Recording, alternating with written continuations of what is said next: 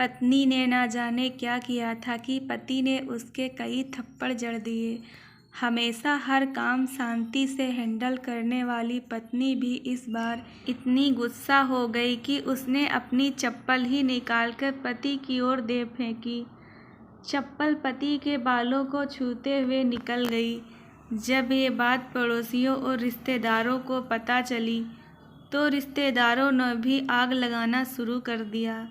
किसी ने कहा, जो औरत अपने पति को चप्पल से मार सकती है वो ना तो वफादार हो सकती है और ना ही पवित्र। ऐसी औरत परिवार ही नहीं पूरे समाज पर कलंक की तरह है। बीबी के पक्ष वालों ने कहा, 21वीं सदी में भी जो स्त्री के साथ मारपीट करते हैं उन्हें तो जेल भेज देना चाहिए। तो कोई कहता है जरूर इसको कोई और पसंद आ गई होगी, इसीलिए अब अपनी पत्नी से मारपीट करने लगा है। बात कोर्ट तक पहुंच गई। दोनों पक्षों ने एक दूसरे के खिलाफ केस फाइल कर दिया।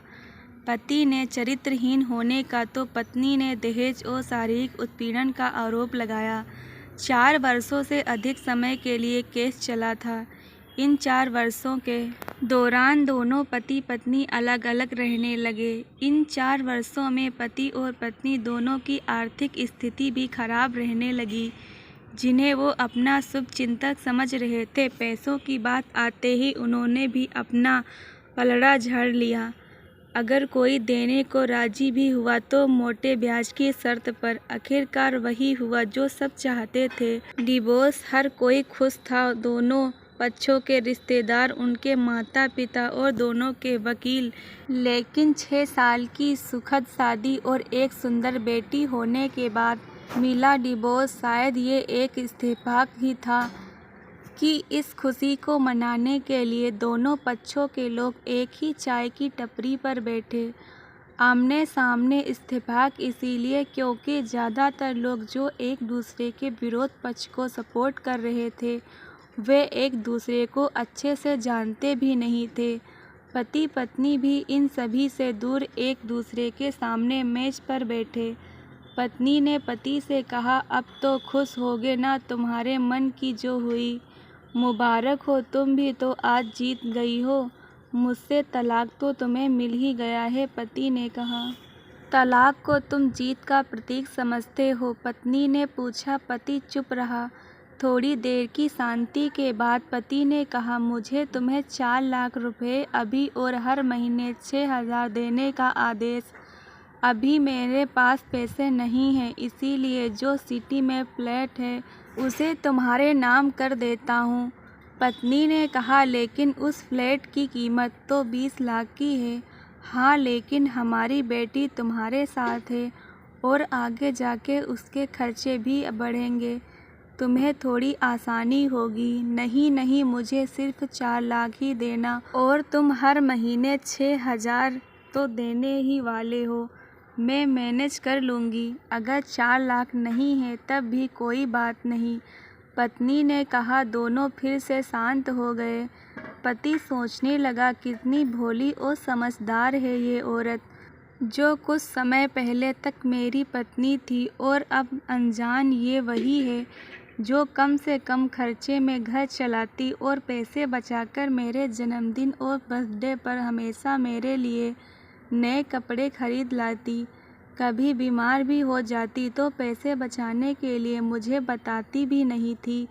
घरेलू नुस्खों से अपना इलाज कर लेती, मगर घर में कोई और बीमार होता तो तुरंत डॉक्टर के पास लेकर जाती।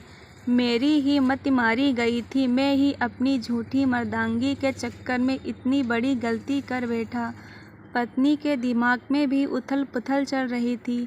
अभी भी वैसा का वैसा ही है। पहले भी खुद से ज़्यादा हमारे बारे में सोचता था और अब भी वही कर रहा है। ये वही आदमी है जो मुझे एक्सीडेंट से बचाने के लिए खुद मोटरसाइकिल के आगे कूद पड़ा था और अपनी उंगली तुड़वा बैठा था। पता नहीं कौन सी मनहूस घड़ी में झगड़ा कर बैठी। पति ने मौन तोड़ते हुए पूछा, अब तुम्हारे कमर का दर्द कैसा है? ज़्यादा तकलीफ़ तो नहीं होती? पत्नी हल्का सा मुस्कुराई और बोली, अभी भी होता है। वो तो होगा ही, तुम योगा का कसरत भी नहीं करती हो। अब किसी अच्छे डॉक्टर को ज़रूर दिखा लेना। तुम बताओ तुम्हारा अस्थमा कैसा है? अब क्या अब भी दौरे पड़ते हैं? हाँ मैं जानता हूँ तुम बहुत अच्छी हो, मुझसे गलती हो गई, बहुत बड़ी गलती। मैं लोगों के बहकावे में आ गया था। पति ने कहा तुमने भी तो मुझ पर दहेज का इल्ज़ाम लगाया था। वो बोला गलत था और इस बात का मुझे भी पछतावा हुआ।